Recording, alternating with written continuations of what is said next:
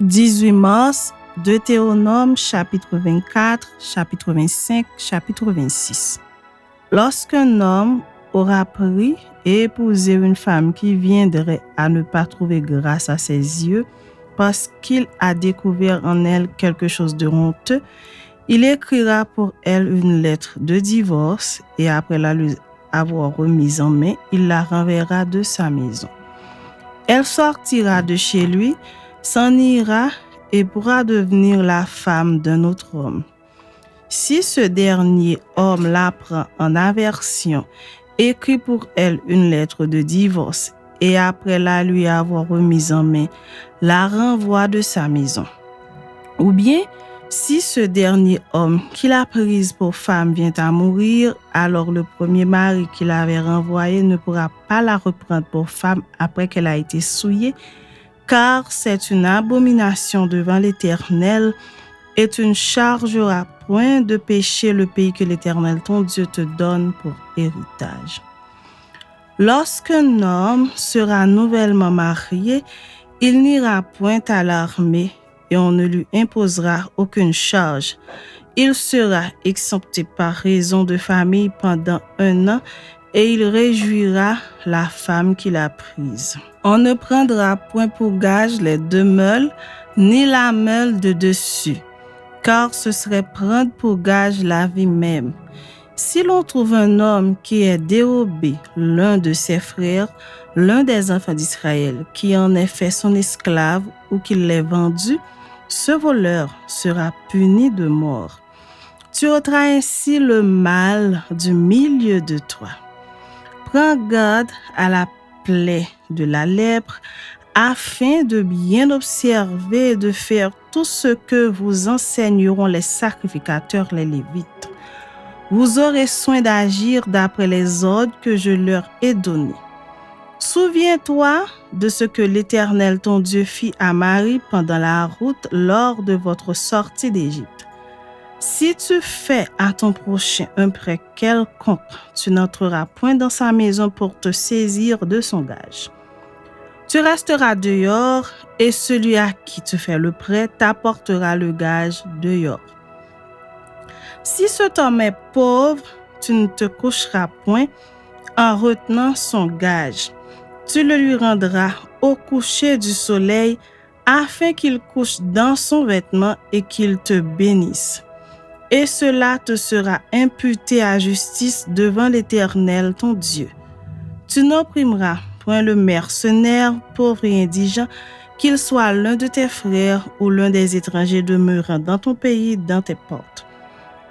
Tu lui donneras le salaire de sa journée avant le coucher du soleil, car il est pauvre et il lui tente de le recevoir. Sans cela, il crierait à l'Éternel contre toi et tu te chargerais d'un péché. On ne fera point mourir les pères pour les enfants et l'on ne fera point mourir les enfants pour les pères. On fera mourir chacun pour son péché. Tu ne porteras point atteinte aux droits de l'étranger et de l'orphelin et tu ne prendras point en gage le vêtement de la veuve. Tu te souviendras que tu as été esclave en Égypte et que l'Éternel ton Dieu t'a racheté. C'est pourquoi je te donne ces commandements à mettre en pratique. Quand tu moissonneras ton champ et que tu auras oublié une gerbe dans le champ, tu ne retourneras point la prendre. Elle sera pour l'étranger, pour l'orphelin et pour la veuve, afin que l'Éternel ton Dieu te bénisse dans tout le travail de tes ennemis. Quand tu secoueras tes oliviers, tu ne cueilleras point ensuite les fruits restés aux branches. Ils seront pour l'étranger, pour l'orphelin et pour la veuve. Quand tu vengeras ta vigne, tu ne cueilleras point ensuite les grappes qui y seront restées. Elles seront pour l'étranger, pour l'orphelin et pour la veuve. Tu te souviendras que tu as été esclave dans le pays d'Égypte. C'est pourquoi je te donne ces commandements à mettre en pratique. Chapitre 25. Lorsque des hommes ayant entre eux une querelle se présenteront en justice pour être jugés, on absoudra l'innocent et l'on condamnera le coupable.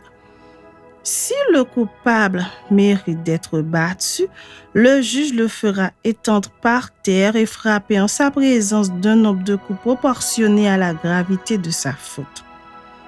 Il ne lui fera pas donner plus de 40 coups, de peur que si l'on continue à le frapper en allant beaucoup au-delà, ton frère ne fût avili à tes yeux. Tu n'émuselleras point le bœuf quand il foulera le grain. Lorsque des frères demeurent ensemble et que l'un d'eux mourra sans laisser de fils, la femme du défunt ne se mariera point au dehors avec un étranger, mais son beau-frère ira avec elle, la prendra pour femme et l'épousera comme beau-frère. Le premier-né qu'elle enfantera succédera au frère mort et portera son nom, afin que ce nom ne soit pas effacé d'Israël. Si cet homme ne veut pas prendre sa belle-sœur, elle montera à la porte vers les anciens et dira « Mon beau-frère refuse de relever en Israël le nom de son frère. Il ne veut pas m'épouser par droit de beau-frère. » Les anciens de la ville l'appelleront et lui parleront. S'il persiste et dit « Je ne veux pas la prendre », alors sa belle-sœur s'approchera de lui en présence des anciens, lui ôtera son soulier du pied et lui crachera au visage. Et prenant la parole, elle dira « Ainsi sera fait à l'homme qui ne relève pas la maison de son frère. » Et sa maison sera appelée en Israël la maison du déchaussé. Lorsque des hommes se querelleront ensemble l'un avec l'autre, si la femme de l'un s'approche pour délivrer son mari de la main de celui qui le frappe, si elle avance la main et saisit ce dernier par les parties honteuses, tu lui couperas la main, tu ne jetteras sur elle aucun regard de pitié. Tu n'auras point dans son sac deux sortes de poids, un gros et un petit. Tu n'auras point dans ta maison deux sortes d'épha, un grand et un petit. Tu auras un poids exact et juste, tu auras un épha exact et juste, afin que tes jours se prolongent dans le pays que l'Éternel ton Dieu te donne. Car quiconque fait ces choses, quiconque commet une iniquité est en abomination à l'Éternel ton Dieu. Souviens-toi de ce que te fit Amalek pendant la route lors de votre sortie d'Égypte, comment il te rendra dans le chemin et sans aucune crainte de Dieu tomba sur toi par derrière, sur tous ceux qui se traînaient les derniers pendant que tu étais là et épuisé toi-même.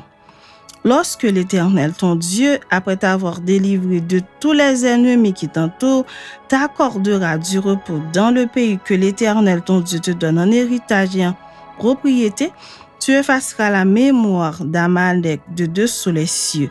Ne l'oublie point. Chapitre 26.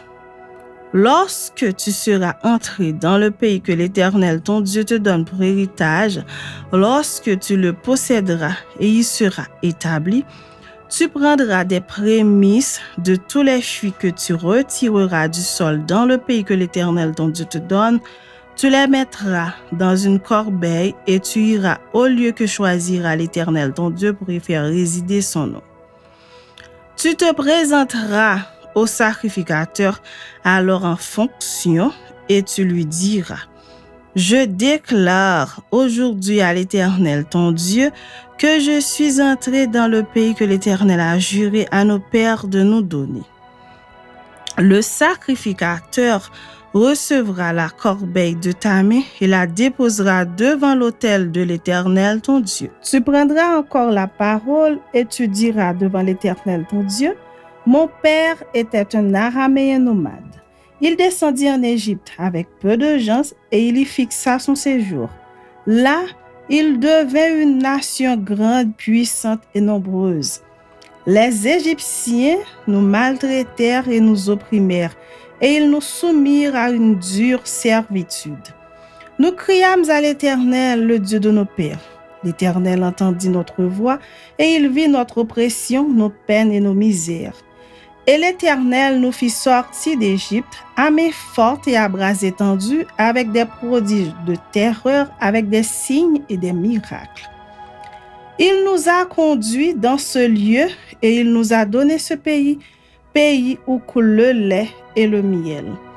Maintenant voici, j'apporte les prémices des fruits du sol que tu m'as donnés, ô Éternel.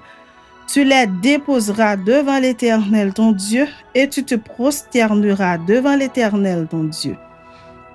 Puis, tu te réjouiras avec le Lévite et avec l'étranger qui sera au milieu de toi pour tous les biens que l'Éternel ton Dieu t'a donnés à toi et à ta maison. Lorsque tu auras achevé de lever toute la dîme de tes produits, la 3e année, l'année de la dîme, tu la donneras aux Lévites, à l'étranger, à l'orphelin et à la veuve. Et ils mangeront et se rassasieront dans tes portes. Tu diras devant l'Éternel ton Dieu, j'ai ôté de ma maison ce qui est consacré et je l'ai donné aux Lévites, à l'étranger, à l'orphelin et à la veuve, selon tous les ordres que tu m'as prescrits. Je n'ai transgressé ni oublié aucun de tes commandements. Je n'ai rien mangé de ces choses pendant mon deuil, je n'en ai rien fait disparaître pour un usage impur, et je n'en ai rien donné à l'occasion de mort. J'ai obéi à la voix de l'Éternel, mon Dieu, j'ai agi selon tous les ordres que tu m'as prescrits. Regarde de ta demeure sainte des cieux et bénis ton peuple d'Israël et le pays que tu nous as donné, comme tu l'avais juré à nos pères, ce pays où coule le lait et le miel. Aujourd'hui, l'Éternel, ton Dieu, te commande de mettre en pratique ses lois et ses ordonnances. Tu les observeras et tu les mettras en pratique de tout ton cœur et de toute ton âme. Aujourd'hui, tu as fait promettre à l'Éternel qu'il sera ton Dieu, afin que tu marches dans ses voies, que tu observes ses lois, ses commandements et ses ordonnances, et que tu obéisses à sa voix. Et aujourd'hui, l'Éternel t'a fait promettre que tu seras un peuple qui lui appartiendra, comme il te l'a dit, et que tu observeras tous ses commandements, afin qu'il te donne sur toutes les nations qu'il a créées la supériorité en gloire, en renom et en magnificence, et afin que tu sois un peuple saint pour l'Éternel ton Dieu, comme il te l'a dit.